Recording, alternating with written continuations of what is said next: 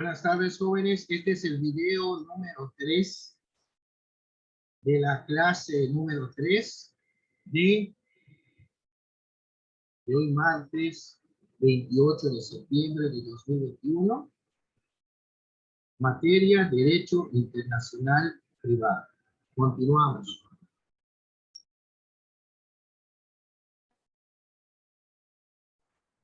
Veíamos que la determinación del régimen jurídico de la nacionalidad corresponde al derecho interno de los estados. Sus posibles limitaciones por el derecho internacional. El derecho internacional establece qué corresponde a cada estado determinar por medio de su derecho interno, quiénes son sus nacionales en este aspecto.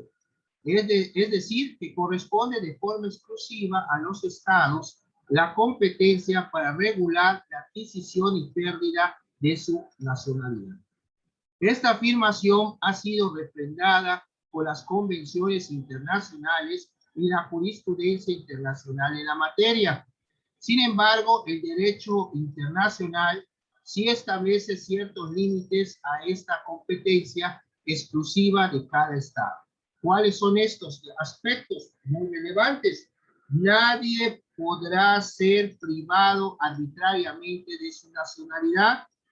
La adquisición de la nacionalidad a través de la naturalización de una persona en un estado siempre va a ser voluntaria. La nacionalidad implica la existencia de un enlace real y efectivo entre el individuo y el estado. Nadie podrá ser privado de su derecho a cambiar de nacionalidad y todo niño tiene derecho a adquirir una nacionalidad desde su nacimiento. La competencia del Estado sobre sus nacionales, pero en el extranjero. ¿Qué es lo que va a pasar acá? El poder del Estado sobre sus nacionales se ejerce de forma plena dentro de su territorio. Sin embargo, cuando dichos nacionales se encuentran en el extranjero, ¿qué pasa? El Estado no puede ejecutar sus actos sobre los mismos sin el consentimiento del Estado donde estén. Por ejemplo, cuando una persona condenada en su estado de origen huye al extranjero, la ejecución de la sentencia sobre dicha persona requerirá el consentimiento y, en su caso, la colaboración del Estado soberano del territorio donde se encuentre el condenado para que pueda ser detenido y trasladado al estado de origen. Lo anterior no implica que el Estado se desatienda de sus nacionales en el extranjero. Con frecuencia, mediante acuerdos bilaterales o regionales, los estados procuran que sus nacionales tengan un trato ventajoso, ya sea en cuestiones comerciales, migratorias o bien de navegación.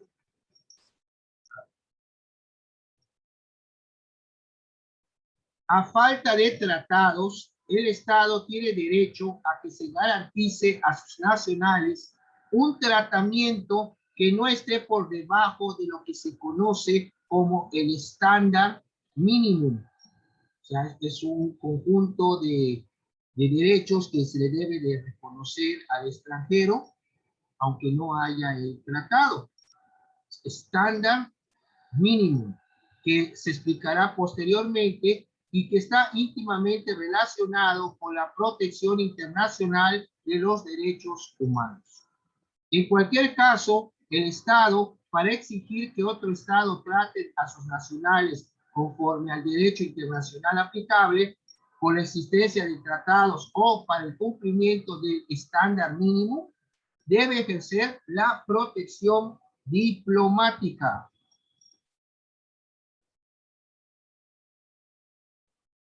Las competencias del Estado sobre los extranjeros que se encuentren en su territorio. O es al revés.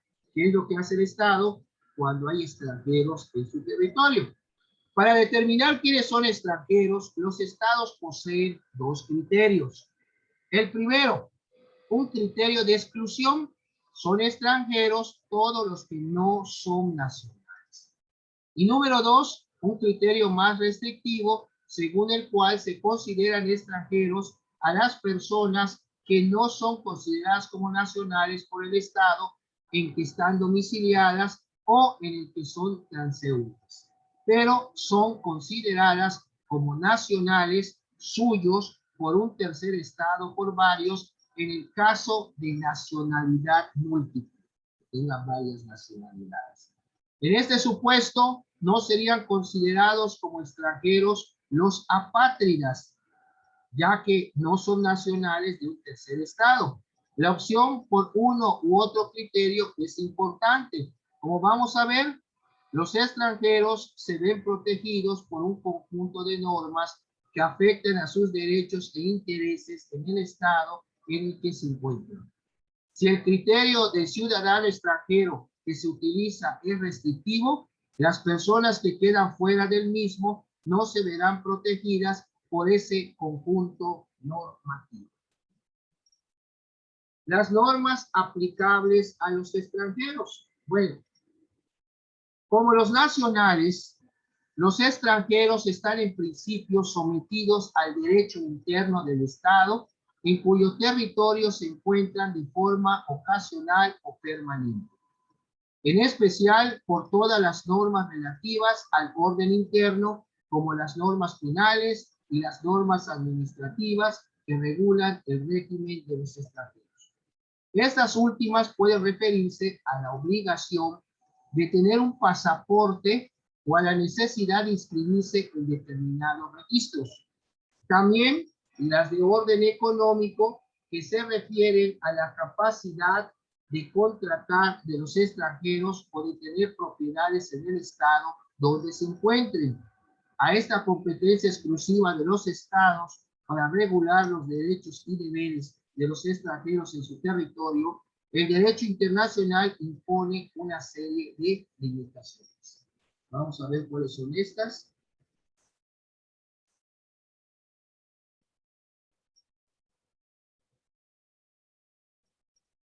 Tenemos primero las derivadas de los tratados internacionales de los que el Estado en cuestión sea parte.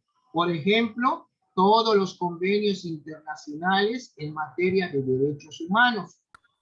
Segundo, el derecho internacional, independientemente de la existencia o no de convenios, ha establecido un estándar mínimo internacional, lógicamente, que el Estado no debe en ningún caso vulnerar en relación con los extranjeros en su territorio.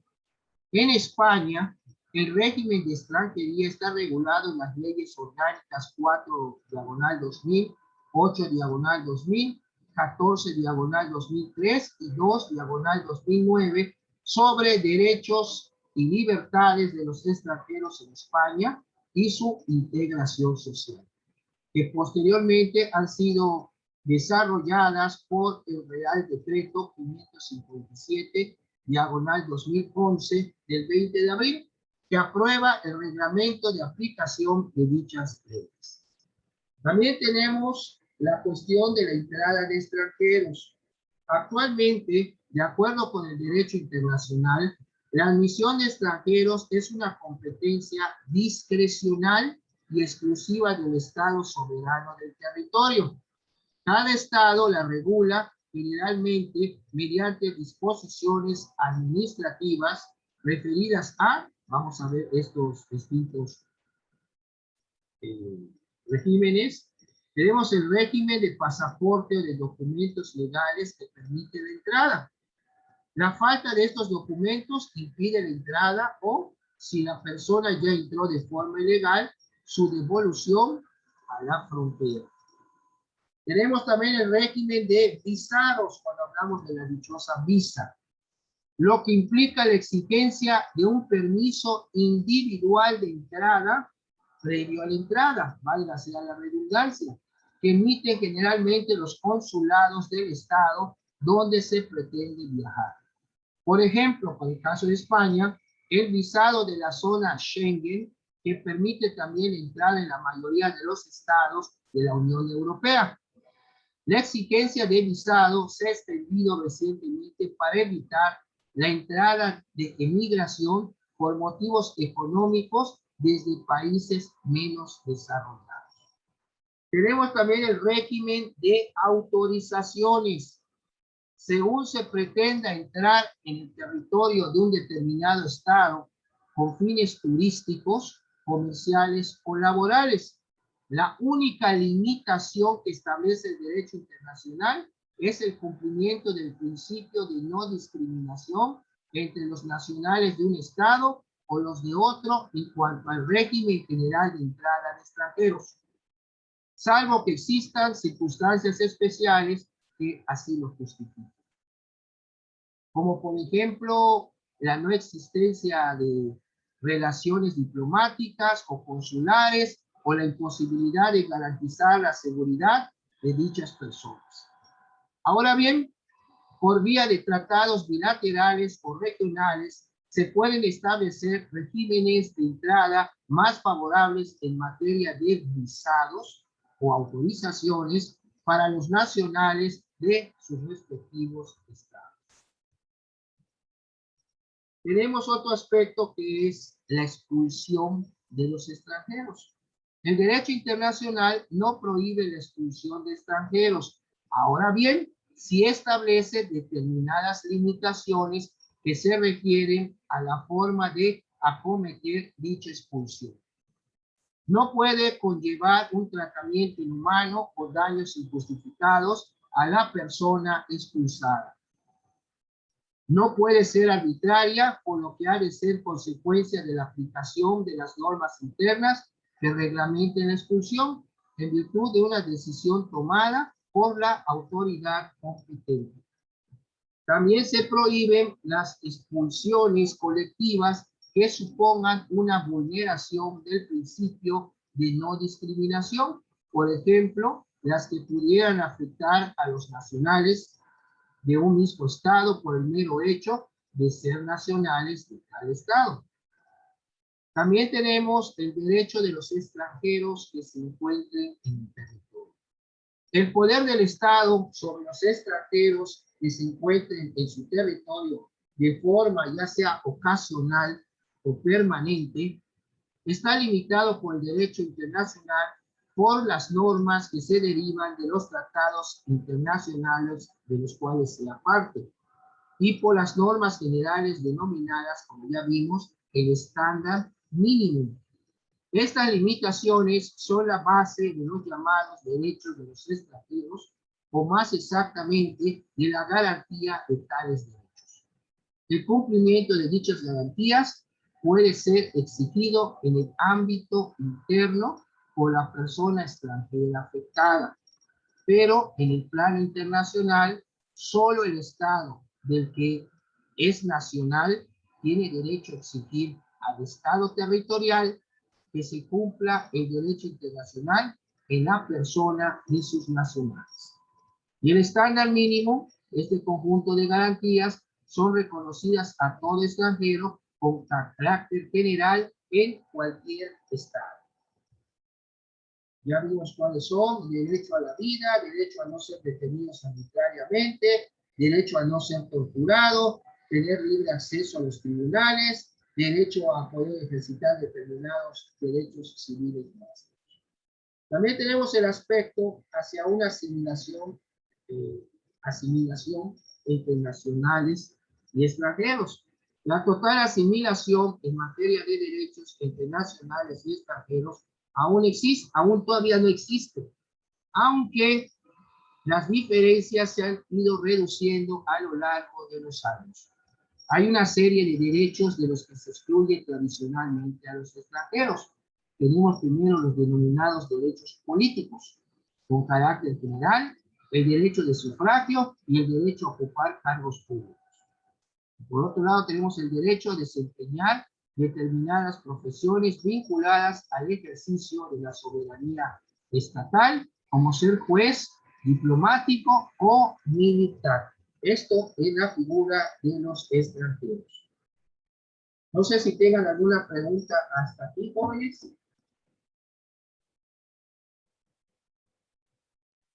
No, profe, mi parte todo claro. Lástima que está fallando un poquito la señal para YouTube porque está muy interesante estos dos videos que les puse, el del señor de la corbata blanca y el de la profesora, donde les habla de estos aspectos de lo relativo a la condición de los extranjeros y en el derecho internacional privado. Vamos a continuar. Si no hay preguntas.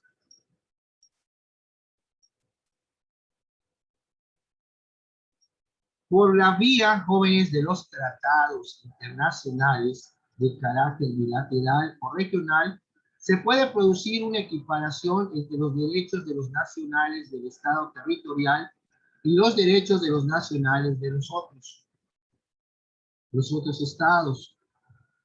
Asimismo, en muchas legislaciones internas de los estados se recoge este principio que ya les mencioné anteriormente, el de reciprocidad, que significa el hacer depender el goce de determinados derechos a los extranjeros dentro de un determinado estado, al hecho de que se reconozca el mismo trato a sus nacionales en el estado nacional del extranjero.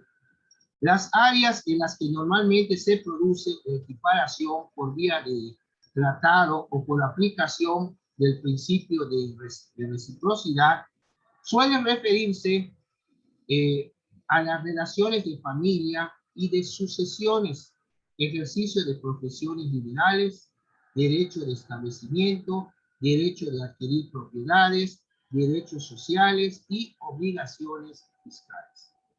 En ciertos estados con fuerte tradición migratoria, particularmente en América Latina, suele haber una equiparación casi total al instituirse la titularidad de los derechos en los habitantes y no en los nacionales, aunque incluso en estos estados se exige una condición legal que es la residencia legal para poder hacer uso irrestricto de dichos derechos. La cuadratura del círculo, como en otros asuntos de derecho internacional, la brinda esencialmente la protección de los derechos humanos. Estos han ido limando las diferencias entre lo que son los extranjeros y los nacionales, ya que muchas de ellas implican una discriminación contra la persona. Vean qué está pasando con la gente que está migrando de aquí, que quiere pasar por México, cómo los estuvieron tratando, incluso a punta de golpes.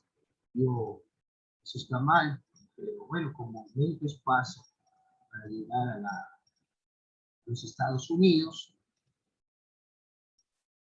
pero estas son, digo, es una de las últimas noticias que podría estar relacionada con la violación de derechos humanos, porque vean ustedes cómo la policía fronteriza está golpeando a los haitianos, simplemente porque les quieren cruzar, pero digo, no se están respetando los derechos humanos. Bueno,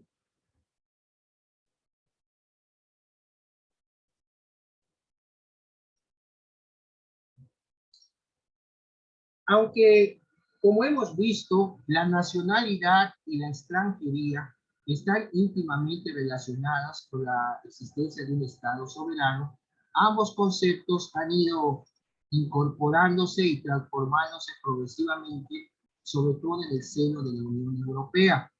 Primero por la creación de un mercado común y después por la creación de un espacio propio de libertad, seguridad y justicia.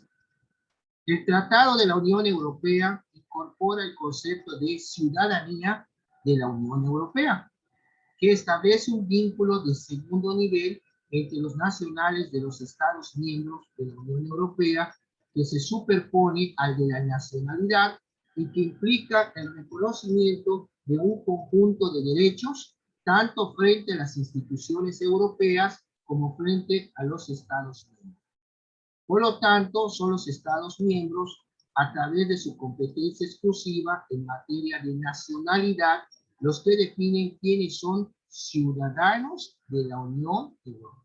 En Europa, pues podemos ver que están los países y cada quien tiene sus habitantes y tiene su nacionalidad, pero el pertenecer a la Unión Europea te da una ciudadanía que nace precisamente de esa unión, independientemente de la nacionalidad del Estado miembro. ¿Ok? Los derechos conllevan la condición de ciudadano de la Unión Europea son los siguientes. Tiene, por ejemplo, el derecho de libre circulación y de residencia en el territorio cualquiera de los Estados miembros de la Unión Europea. Tienen el derecho de sufragio activo y pasivo en las elecciones al Parlamento Europeo dentro del territorio del Estado miembro donde resida.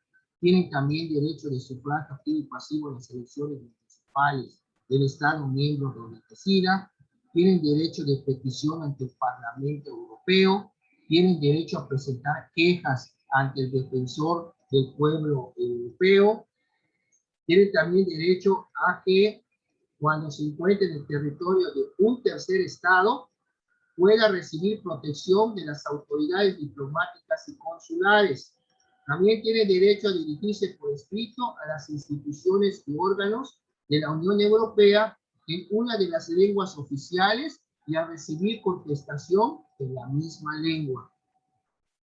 Pues, aunque la definición del Estatuto de los Extranjeros es de competencia exclusiva de los Estados miembros, esta se encuentra progresivamente condicionada por la aparición de una política europea en materia de visados, asilo e inmigración y otras políticas relacionadas con la libre circulación de las personas.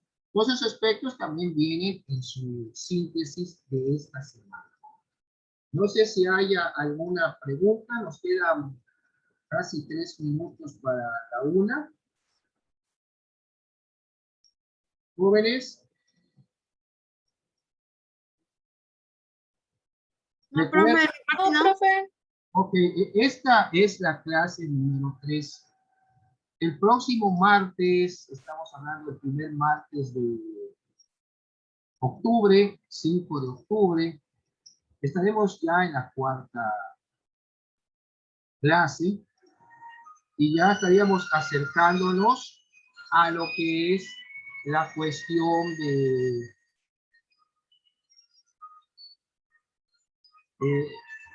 a ver, permítanme.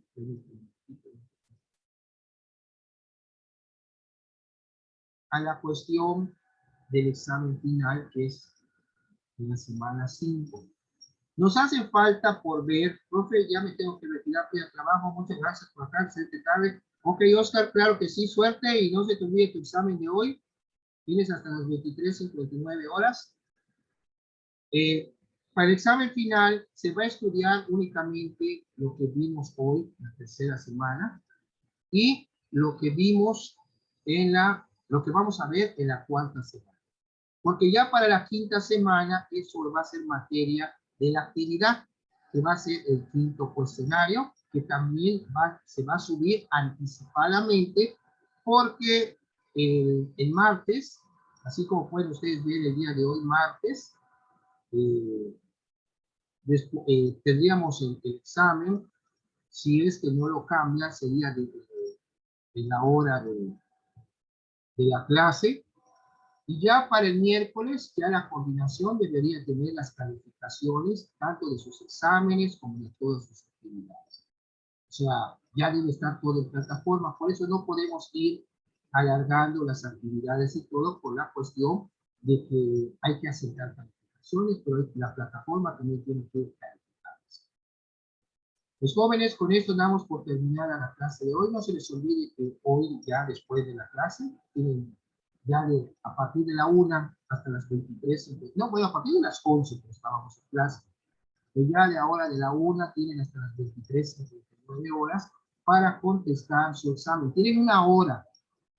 Una vez que abren, su intento está corriendo de 1 hora. 20 reactivos y este examen está hecho de lo que se dio en la primera y segunda semana. Lo tienen claramente en lo que son las síntesis que están en las carpetas de apoyo. ¿Alguna pregunta? Bueno, No, profe. pues ya está, entonces vamos a cumplir con el examen en esta tercera semana. Y nos estamos viendo, Dios mediante, el próximo martes, el primer martes de octubre, a las 11 de la mañana, con el tema conflictos de ley, relacionado también en cuestiones de qué norma se va a aplicar cuando se da una situación jurídica X sobre normas que se pueden aplicar sobre el mismo asunto, pero también interviene la cuestión de la nacionalidad de una persona. Pues que tengan un excelente martes, síganse cuidando y nos vemos, como dije, Dios mediante, el próximo martes 5 de octubre de 2021 a las 11 de la mañana. Por su atención, muchas gracias. Muchas gracias, profe. Buen día. Buen día. Gracias, profe. Hasta luego. Que tengan buen día. Buen día. Rodrigo pregunta, ¿el examen es de la síntesis de la semana 3 o de la 1 y 2? Rodrigo, 1 y 2. 1 y 2. Síntesis 1, síntesis 2.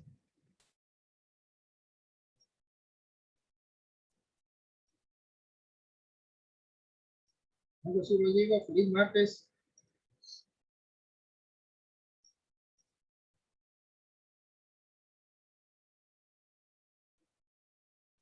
Hasta luego.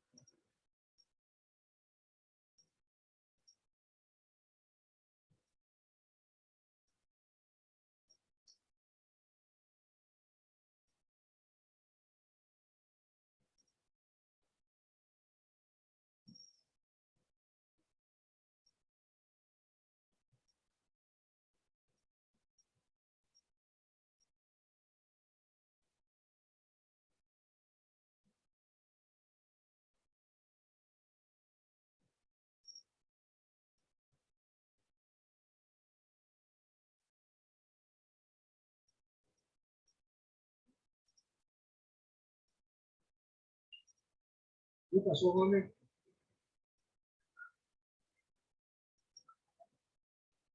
¿Cómo? Ya la viste. Te estás levantando.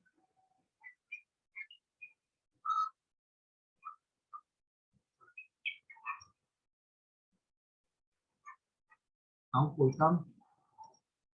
Ah, sí. Oye, ¿cuánto te soltó? Magali.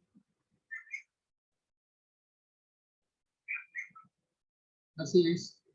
Bueno, oye, no sé si, digo, si tienes chance, me lo puedas acercar.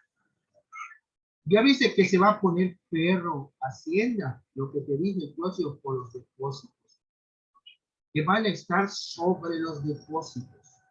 No te hablo de millones, o sea, es lo que estaban, bueno, lo dijeron el año pasado también, pero que esta vez sobre, así, que sobre eso va a estar, que digo, que se va a poner perro Hacienda, y entonces dice que lo que puedas tú manejar por transferencia, manéjalo por transferencia. Que con transferencia o cheques no hay problema, pero efectivo, depósito, todo sí. No, por eso, pero si el efectivo lo va a dar el cliente, pues lo vamos a buscar. ¿No crees?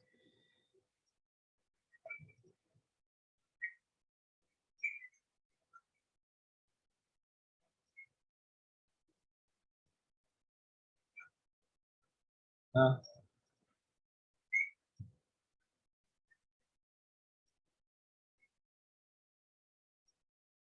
bueno, a ver si me mandas a mi correo copia y uno vea. ¿Sí? ¿Quién, quién te